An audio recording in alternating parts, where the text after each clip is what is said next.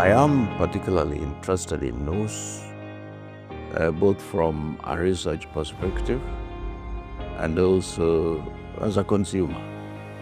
These kinds of crops or plants hold a lot of potential because, as you know, the world population, the food security, the world depends on just less than a handful of crops.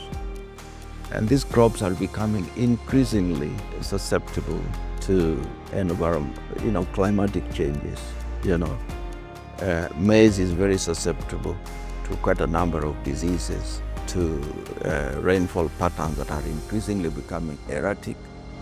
The goodness with underutilized crop is that most of them are adapted to local climatic conditions. The university where I come from is kind of ahead of our time, because I think virtually in the whole of Africa, we are the only university that is offering a degree course on nutraceutical science and technology. The word nutraceutical is a combination of two words, nutrition and pharmaceutical. We have graduates in nutraceutical science and technology.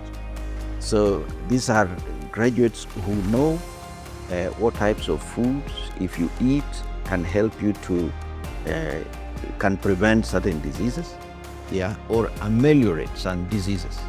And this is the area where I think in the future we should be emphasizing on, because conventional medicine is far out of reach of the ordinary person.